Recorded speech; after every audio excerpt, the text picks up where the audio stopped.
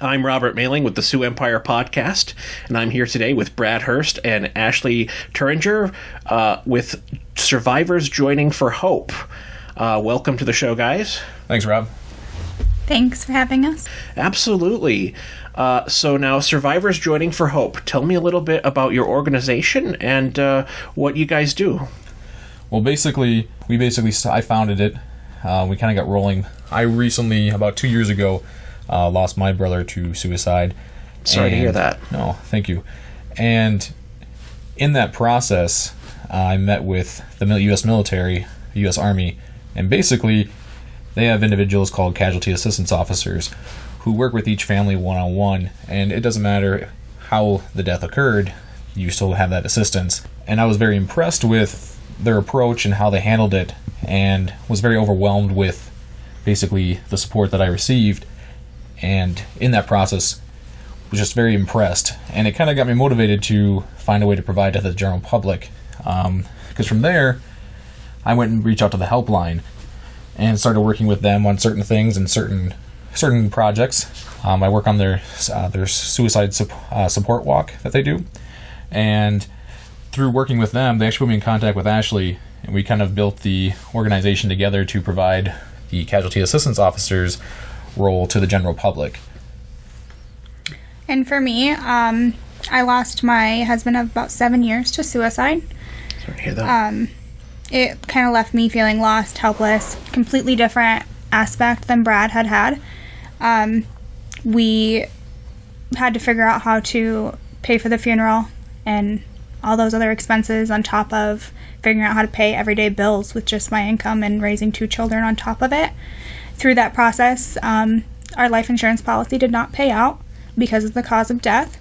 I was the assistant at a daycare, and I basically worked for, the discount on daycare. So trying to figure out how to pay the everyday bills and pay back the funeral companies and all those other sources of income, I realized that there was a huge need to help those individuals that have been directly impacted by suicide. Yeah, and unless you've helped with that, happening with a loved one, it's like a lot of people don't appreciate just how expensive all of that is. I mean, I've helped with planning for family members and basically did the planning for my father-in-law, and the money issue is quite incredible. Like my father-in-law, he left money, but it was all locked up in an IRA, and it was like getting all your bills, even when you have the money, but it's all locked up in legal stuff. It's like, sitting with the funeral home, everything else, just,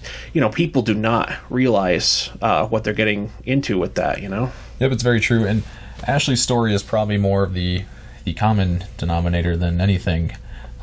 Because I had the assistance of the casualty assistance officers and the benefit of my brother being active duty military, all the funeral expenses were covered. So basically, and through the helpline, I met more people that had Ashley's experience, where maybe bankruptcy was filed, or there's issues amongst the family because of the cause of death, which creates a little bit of turmoil, and things just don't get resolved or end up being as smooth as they should be. There should be a time for kind of grieving and recovery, and it turns into more of a hostile situation and a way to climb out of a hole.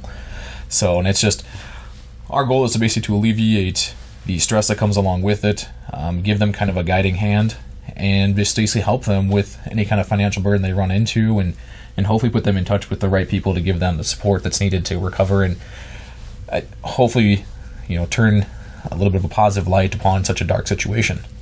Sure. I imagine that, we were talking before we started recording here that, this is, it's still a almost taboo or a dicey topic for people to talk about. It can be really difficult for people. And so, and we tend to find in situations where it's something that's hard to talk about or taboo, that it's also hard to get help or to get people to help because, the topic is, for a lot of people, emotionally radioactive. They don't want to touch it. It scares them. Mm-hmm. And,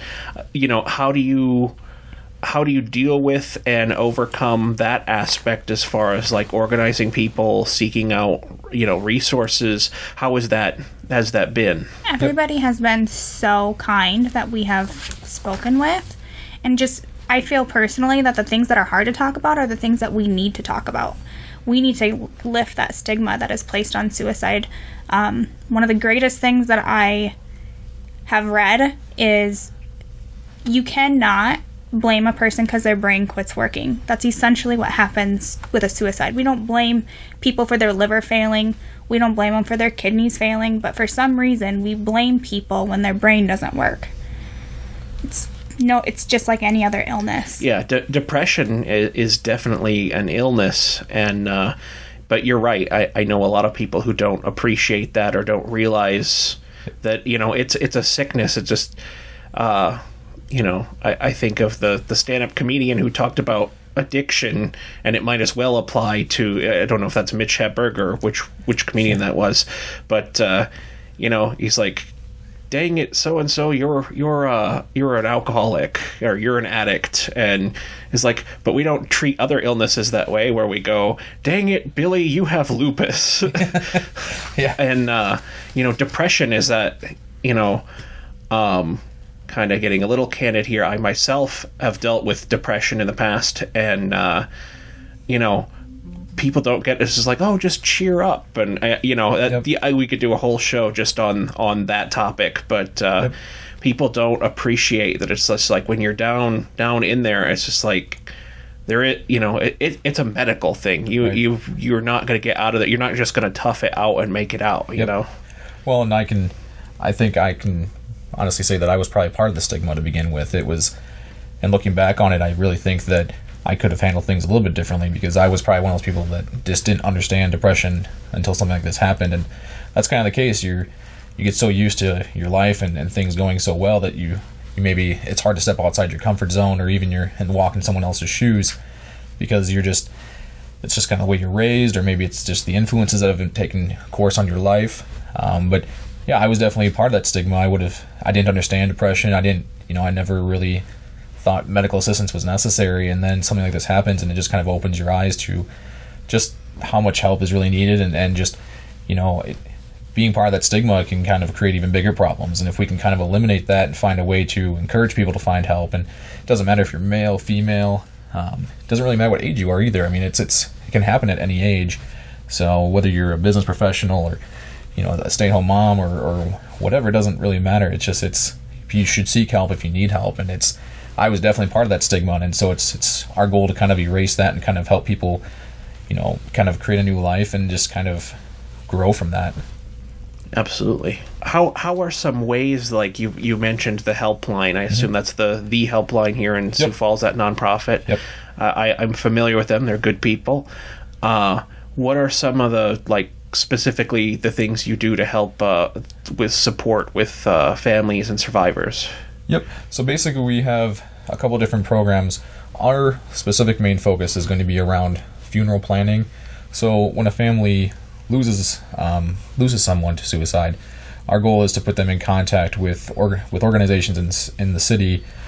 Basically, you'll have a funeral home, you know, the church, the memorial marker, and the cemetery, and kind of plan that out for them, so they don't have to worry about the stress of you know, where do I go, who do I contact, what's the best route to go. I can kind of guide them down that road so they can focus more on their own grief, and basically help provide financial assistance. We have different qualifiers around who we help specifically, and it's just about how much we'll give, but the goal is basically to help everyone in each situation in some way, shape, or form.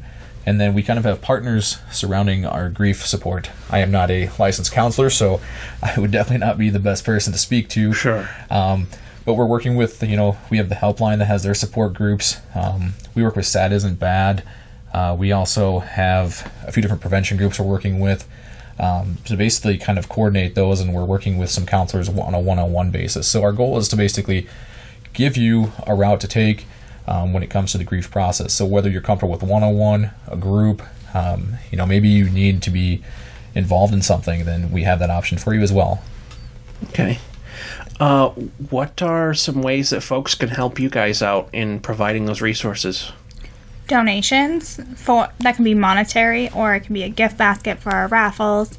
They can come join our fundraisers. We have a fundraiser coming up on May 12th at Panera, and they're going to donate a percentage of the food and beverage sales. We also have a big fundraiser at the Pocket. It's a volleyball tournament. The registration forms and all that can be found on our Facebook page and our website.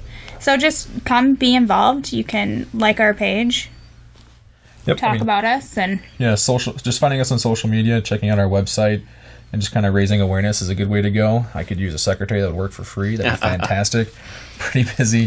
Have a hard time coordinating my schedule. Ashley does a good job of kind of refocusing me when I get lost sometimes. But I think really just attending our events, if you're able to donate, that's great.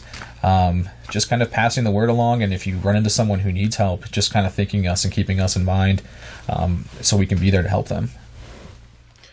Well, absolutely. But before we go, I think you've mentioned the website, but any other contact information, like the website, the Facebook page, any other social media, anything you want to mention as far as contact info? Sure. Well, you can find most of our contact information on our website.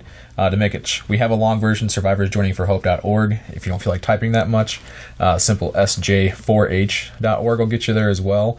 We have a blog, which I would encourage anyone who's been impacted by suicide to reach out to us, because our blog is kind of an open forum. We invite anyone to write for it. If you've been impacted by, whether it's mental illness or suicide, even depression, if you have a situation that can kind of relate to that, feel free to reach out to us. We'll post it on our blog, and just kind of go from there. We have LinkedIn.